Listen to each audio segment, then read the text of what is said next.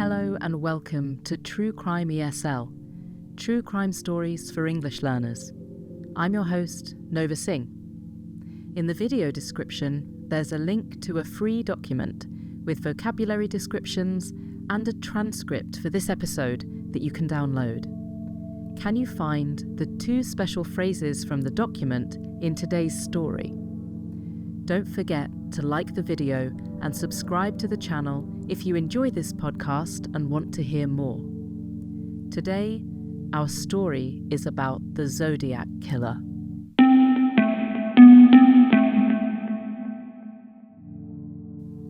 Between December 1968 and October 1969, a serial killer murdered at least 5 people in the San Francisco area of California.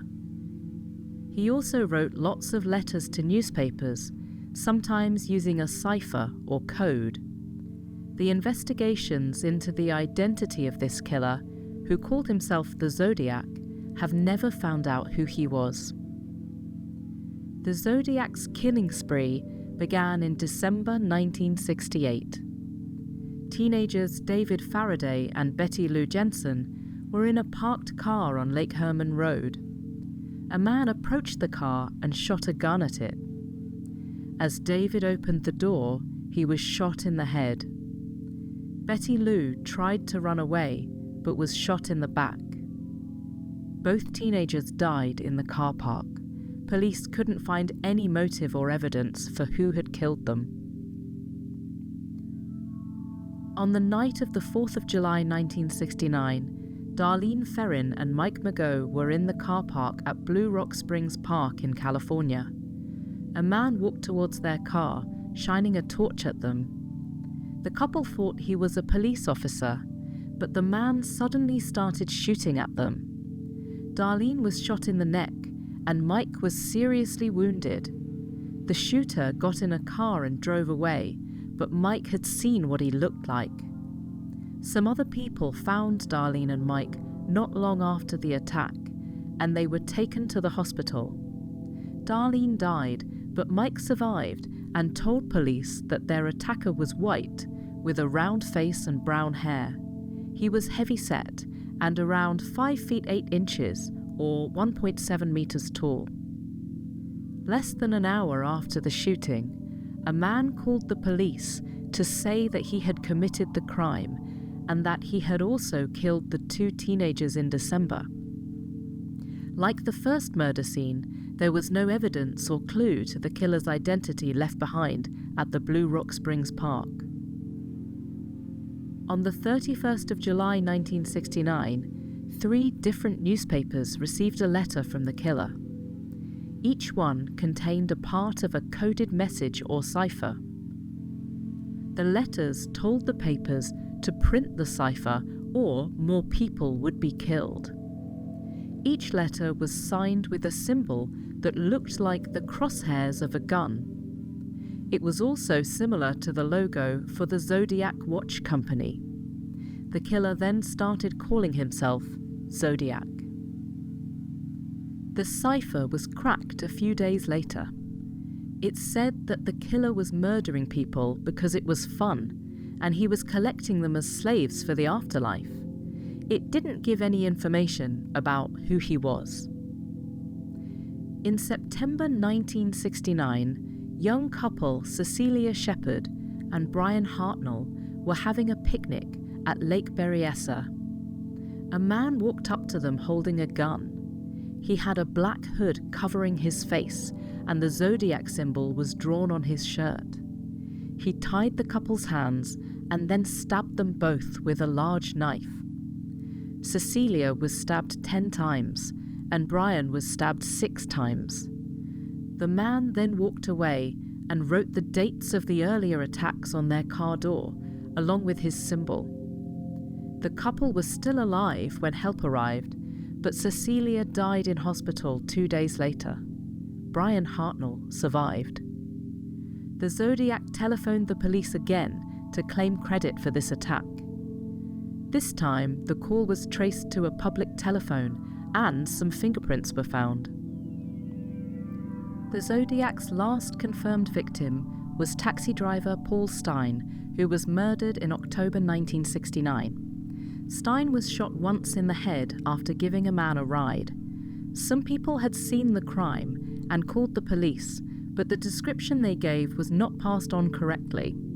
The witnesses said the man was white and wearing dark clothes, but the police were told that the suspect was black.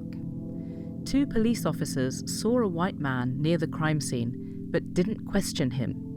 The murder of Paul Stein was not connected to the Zodiac until 2 days later, when the killer sent a letter to a newspaper along with a piece of Stein's shirt that had been taken from the body.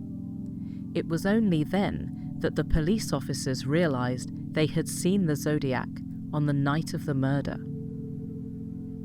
The police officers and the original witnesses gave a description of the man they had seen.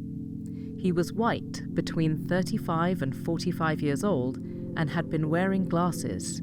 He had short, light brown hair, and his body type was described as husky. 2 sketches were made of the Zodiac, which have become famous as the only clues to what he looked like. Fingerprints were also found on the taxi door, which might have belonged to the killer. Like the well-known serial killer Jack the Ripper, the Zodiac continued to write letters to newspapers and individuals boasting about his crimes and taunting the police about not being able to find him. A letter with a long cipher in it was sent to a newspaper in 1969, but it wasn't until December 2020 that the code was finally solved. It didn't contain any clues about the killer's identity. He wrote a letter in April 1970 with a short cipher that he said spelled out his name, but this code has never been solved. The last known Zodiac letter was sent in July 1974. Over 2,500 people have been investigated, but nobody has ever been arrested over the Zodiac murders. As well as the fingerprints found at 2 of the crime scenes, traces of DNA were also taken from some of the envelopes and stamps of the Zodiac letters. So far, no matches to the DNA have been found.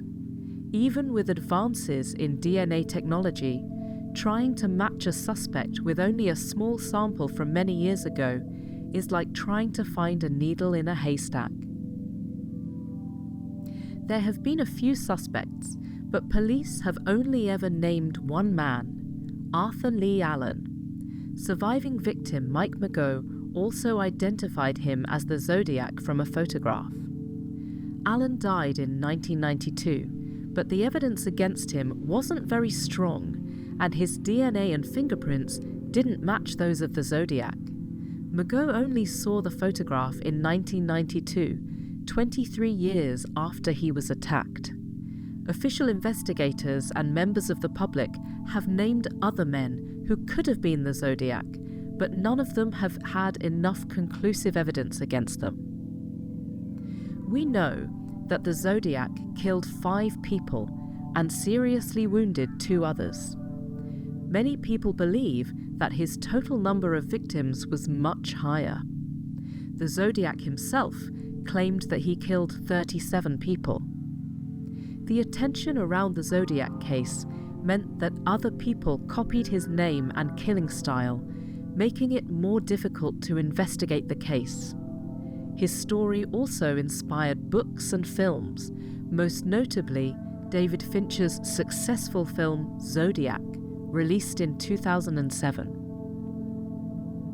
Because of the use of codes and his many letters to the media, the Zodiac has become one of the world's most famous serial killers.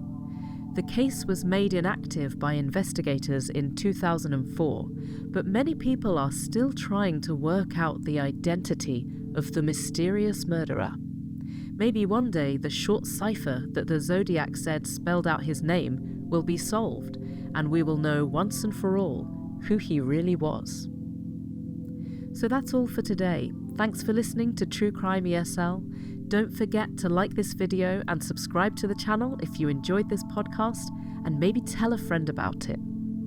You can follow us on Instagram at @TrueCrimeESL, and you can also donate to the podcast at www.buymeacoffee.com/TrueCrimeESL if you want to support us. And today, we just wanted to say a special thanks to our first supporter, Rage. Today's story was written by Katy Watson, and all other production was by me, Nova Singh.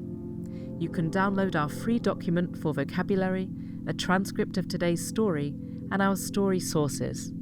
You can find the link to the document in the video description. Take care and stay safe out there, true crime fans.